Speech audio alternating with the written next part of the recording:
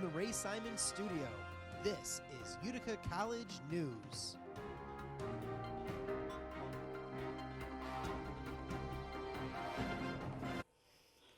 Hello, welcome to Utica College's weekly news update. My name is Francis Tavino. Each Monday, we will bring you news from around the country, as well as some news from right here on campus. The Frank E. Gannett Memorial Library will be hosting a library open house on Wednesday, November 4th, and Thursday, November 5th, from 4 to 6. This is where students can come and learn how the library can help during final exam time. There are also some opportunities to win prizes by attending. If you have any questions, email or call the library.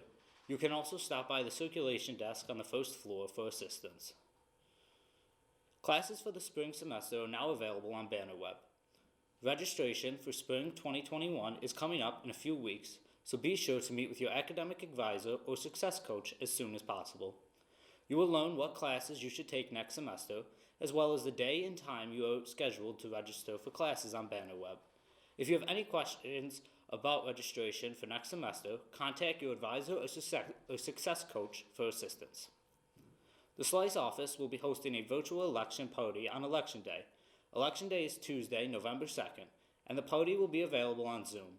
A join code will be required. You can find that code in Pioneer Place. If you have any questions, you can email the Slice office at slce@utica.edu. The 2020 presidential election has caused much stress among faculty and students alike. The Utica College Health Center offers first-come, first-served counseling sessions. Available times are 9 to 10 a.m. and 1 to 4 p.m. on Tuesday, 9 to 10 a.m., 11 to 12 p.m., and 3 to 4 p.m. on Wednesday, and finally, 11 to 12 p.m., 2 to 3 p.m., and 3:30 to 4:30 p.m. on Thursday. Email health@utica.edu to reserve your time and to receive the Google Hangouts link.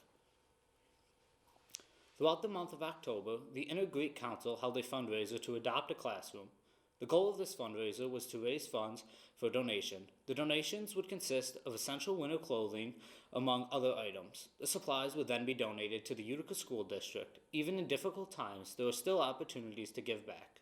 If you would like to know more about donation opportunities, visit the Daysheet website or check out events on pioneerplace.com. While many people in less populated areas have been able to safely return to work despite COVID-19, some large cities are still struggling to get people back in the office. Companies have now turned to incentives to get their employees to come in to take care of matters that cannot be done virtually.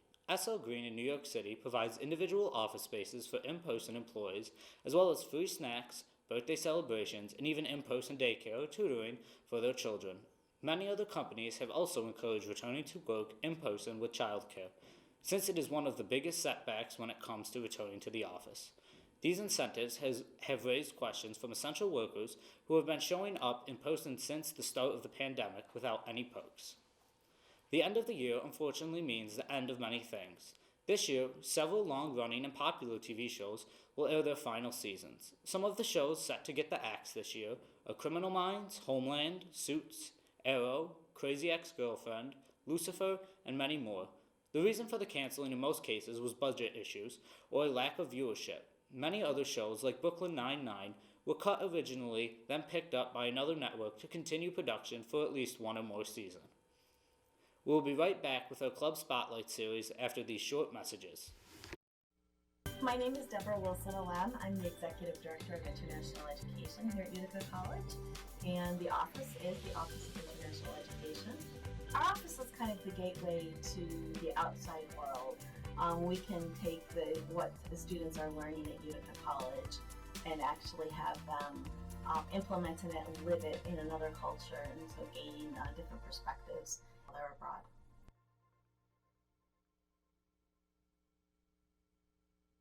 Brothers on a New Direction is a student-run organization that aims to have a positive impact on the community through leadership, civic engagement, and creative expression. Bond has been active on campus for the past 16 years and makes visits to the Underground Cafe weekly to participate in community service. All ethnicities are welcome to join Bond, and if you are interested in joining Bond, contact Elizabeth Nassar.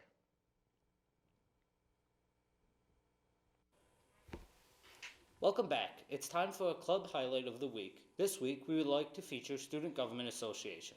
Let's welcome our special guest, Student Government Association President, Peter Gothard. Peter, welcome to the show. Thanks for coming on to talk with us. So, what do you guys do in Student Government Association? Well, we cover a pretty wide range of issues and topics, but all of it is connected towards making campus life and making student quality of life as good and as positive as possible. So it's representing student interests and student issues to administration, to faculty, to staff, and making sure that if there's an issue on campus, it's being addressed with student input and developing programming initiatives and projects that better the quality of life of students. And what is SGA planning for the remaining weeks of the semester? So as we tie up the semester, what we're trying to do is we're trying to gather more community support and engagement with some of the initiatives we've gotten started this semester, so then we can kind of lay the groundwork to hit the ground running next semester and start turning some of these ideas into projects. So that's through mostly our community committees. We have one committed to eco-friendliness, sustainability, another committed to campus relations. That's developing relationships between campus safety and students, faculty and students, employers and students. And then one committed to diversity, equity, and inclusion. So we're trying to get students, staff, faculty, administrators, everyone on board with joining those advisory groups so we can turn these ideas that we have into formalized policy. And we have budgets allocated to them to really try and have some impact on campus. That's awesome. Now, if students are interested in joining those associations or just getting involved with SGA in general, where would they go to join? So they can reach out to me directly at pjgaugha@utica.edu, or they can come to Strebel 207, which is the Student Government Association office. We often have executive board members in there who are ready to field questions, sign you up for things, and they can also schedule a time to come into that office by reaching out to Slice and Bethany. Now, is there anything else you would like students to know about SGA or some of the work that you guys are doing? Just that SGA really wants everyone to go vote. Election day is tomorrow, so make sure you get out the vote if you haven't already, and stay committed to making this community and this campus as good as possible. That's awesome. Thanks for joining us, Peter. We really appreciate it.